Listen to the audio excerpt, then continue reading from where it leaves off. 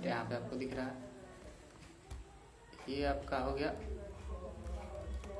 Electric field and dipole moment. Electric field and dipole moment, electric field और dipole moment, electric field और dipole moment होता क्या है कि अपोजिट नेचर का अगर कोई चार्ज हो, कोई अपोजिट नेचर का चार्ज हो, दिख रहा है यहाँ पे, अगर कोई अपोजिट नेचर का चार्ज हो, पॉजिटिव और निगेटिव, ठीक है, सेम नेचर के चार्ज के लिए इलेक्ट्रिक डाइपोल डिफाइंड नहीं होता है, ठीक है। अगर आपको पॉजिटिव पॉजिटिव अगर नेचर दे दिया, ऐसा कोई चार्ज दे दिया और बोला कि इसके लिए इलेक्ट्रिक डाइपोल डिफाइन है, तो इसके लिए इलेक्ट्रिक डाइपोल डिफाइन नहीं होता है, ठीक है ना।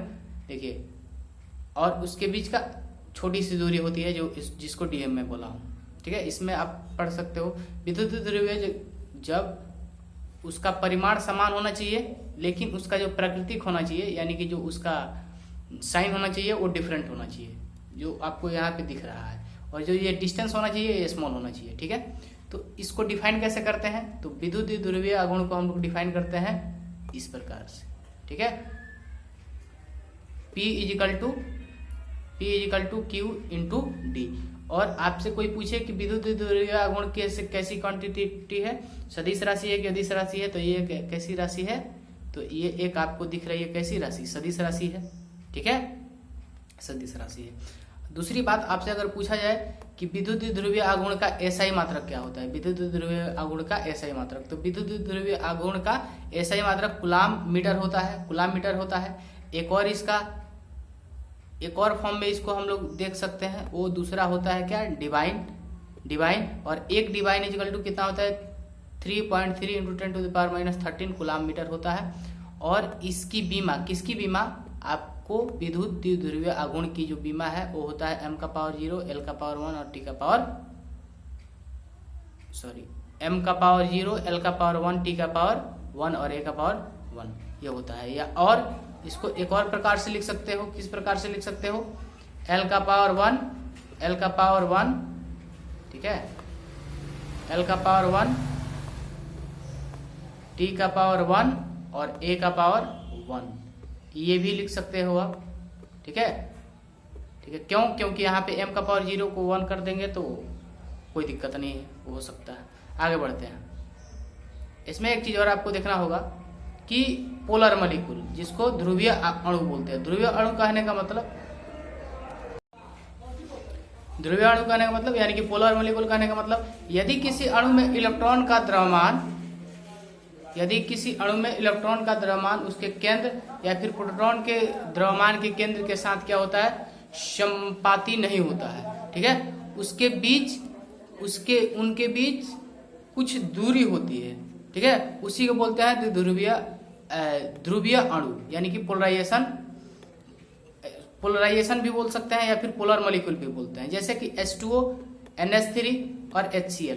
H2O कहने का मतलब क्या हुआ कि ये हो गया O, ठीक है, आप वाटर का स्ट्रक्चर देखे होगे H और H, ठीक है, इस फॉर्म में होता है, ठीक है। तो यहाँ पे पोलराइजेशन किधर के तरफ होगा, तो O के तरफ यहाँ पे इसका पोलराइजेशन होगा।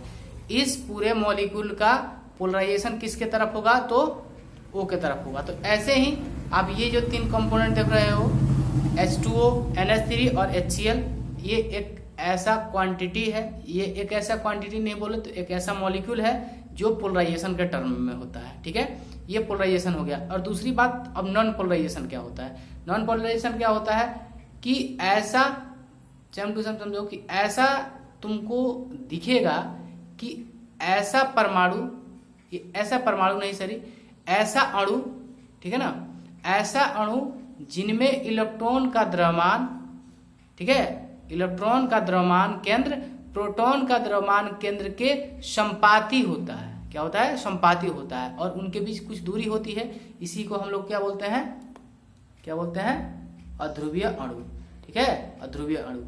अगर आप इसको लिखना चाहे तो ये भी लिख सकते हैं। इसके विपरीत कुछ अणुओं के परमाणु में उनकी नाभिकीय, उनका इलेक्ट्रॉनों की व्यवस्था, जो चीजें मैं बोला वो भी सही है और ये भी सही है, ठीक है ना।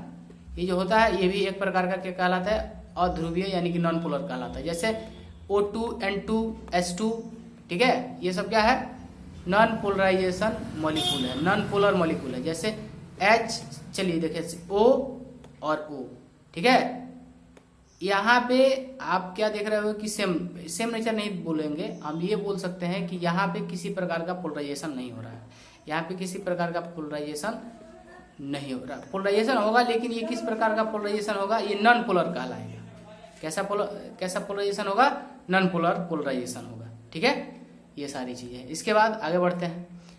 इसके बाद एक क्वेश्चन है आपके पास, ये पोलराइजेशन का एक क्वेश्चन है। बोला गया है 30 नंबर क्वेश्चन कि NaCl अणु में Na+Cl- आयन के मध्य दूरी जो है आपको दिया गया है 1.28 एंगस्ट्रम दिया गया है। तो इसके बीच का डाइपोल मोमेंट आपको बताना है। आसान भाषा में सीधी बात समझे तो क्या समझे कि P = Q × A, D यानी कि डिस्टेंस।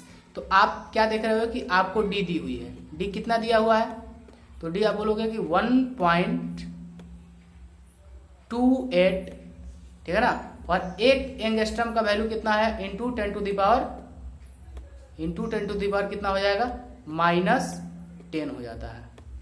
ये किस में कन्वर्ट हो जाता है, तो ये कन्वर्ट हो जाता है आपका मीटर में कन्वर्ट होता है। किस में कन्वर्ट होता है, मीटर में। ठीक है, और यहाँ पे आप देख रहे हो चार्ज जो है, तो आपके पास आप क्या समझ सकते हो, इलेक्ट्रॉन के पास कितना चार्ज हो जाएगा, कितना हो जाएगा, तो 1.6 इंटू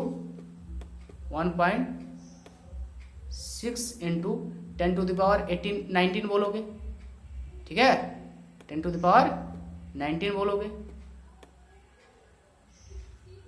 ठीक है, 19 कूलाम। यहां से आसान निकाल सकते हैं हम क्या, इलेक्ट्रिक डाइपोल, जिसको क्या बोलेंगे, विद्युत ध्रुवीय गुण। क्या हो जाएगा, 1.6 इंटू, इसको मल्टीप्लाई कर देंगे, इसको आप मल्टीप्लाई कर लेना, इंटू 1.28। ठीक है, और उसको मल्टीप्लाई करोगे तो कितना आ जाएगा, 10 टू द पावर -29 हो जाएगा। क्लियर, ठीक है ना। अब इसको आप मल्टीप्लाई करोगे तो इसका आंसर आ जाएगा। आंसर आएगा तो आप किस में लिख दोगे, newton metre, sorry newton metre नहीं होता है, कूलाम मीटर होता है, कूलाम मीटर। ठीक है, ये चीजें नहीं समझ में आई तो इसका आपको यहाँ पे हल भी दिखाया गया है। आप लोग देख सकते हो कि इस प्रकार से इसको हल कर सकते हैं कि हो जाएगा 1 इलेक्ट्रॉन का चार्ज जो दिया गया है, और 1 एंगस्ट्रम ये आपको दे गया है 10 का पावर -10 इसलिए दे रहा है, क्यों दे रहा है, क्योंकि 1 एंगस्ट्रम पे ये वैल्यू होता है। ठीक है, तो ये सारी चीज़ें इसके बाद अगले वीडियो में हम लोग देखेंगे।